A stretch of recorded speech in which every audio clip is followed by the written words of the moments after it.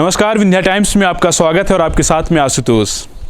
राजनीति में दिलचस्पी रखने वाले लोगों के जहन में एक सवाल जरूर उत्पन्न होता होगा कि आखिर मंत्रिमंडल का विस्तार कब। सूबे के मुख्यमंत्री शिवराज सिंह चौहान कल से दिल्ली में डेरा जमाए हुए हैं। बीजेपी के संगठन मंत्री और बीजेपी अध्यक्ष जगत प्रकाश नड्डा के साथ उनकी मीटिंग हो चुकी है। इस मीटिंग में सुहास भगत, विनय सहस्त्रबुद्धे सहित कई दिग्गज नेता मौजूद थे।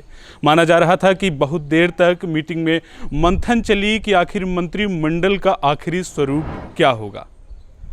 केंद्रीय मंत्री नरेंद्र सिंह तोमर के साथ भी अलग से शिवराज सिंह चौहान ने मीटिंग की। इसके साथ ही ज्योतिरादित्य सिंधिया के साथ भी मीटिंग हुई और आखिरी में देर रात गृह मंत्री अमित शाह के साथ शिवराज सिंह चौहान की मीटिंग हुई, जिसमें यह माना जा रहा था कि मंत्रिमंडल के नामों का आखिरी स्वरूप, आखिरी खाका तैयार कर लिया गया है।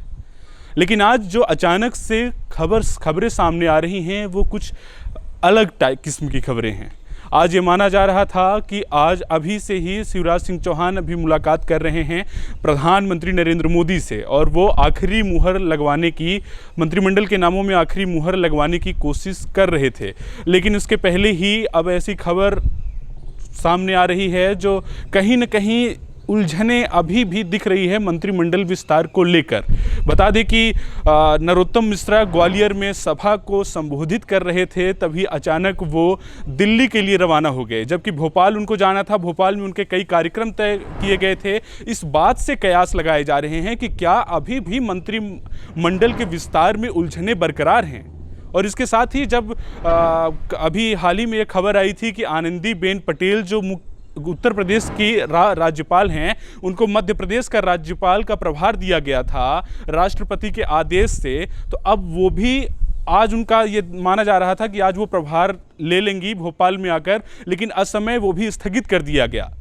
अब वो भोपाल नहीं आ रही हैं और ना ही आज प्रभार ले रही हैं। इन सभी बातों से अब कयास लगाए जा रहे हैं कि आखिर क्या अब भी मंत्रिमंडल का विस्तार नहीं हो पाएगा। शिवराज सिंह चौहान की सरकार को 2 महीने से अधिक हो गए हैं, अभी तक मंत्रिमंडल का विस्तार नहीं हो पाया है। अब देखने वाली बात यह है कि चंबल ग्वालियर के इलाके में 14 उपचुनाव वाले सीट आते हैं। वहां से यह साधने की कोशिश की जा रही है कि ज़्यादातर मंत्री उसी क्षेत्र के इर्द गिर्द से बनाए जाएं, जैसे चुनाव प्रचार में आसानी हो और बाकी की चीज़ों पर जिस तरह से मंथन चल रहा है कि बीजेपी के जो भी नेता हैं उनको भी असंतोष महसूस न हो, वो असंतुष्ट ना हो पाएं। इन सभी चीज़ों को साधने को लेकर कहीं ना कहीं मंत्रिमंडल के विस्तार में देरी हो रही है। अब देखना होगा कि मंत्रिमंडल का विस्तार क्या होता है और क्या ये जो कयास लगाया जा रहा है कि अचानक से नरोत्तम मिश्रा दिल्ली पहुंच गए हैं, तो क्या अब ऐसे में कुछ अड़चनें आ गई हैं जिससे मंत्रिमंडल का विस्तार नहीं हो पा रहा है।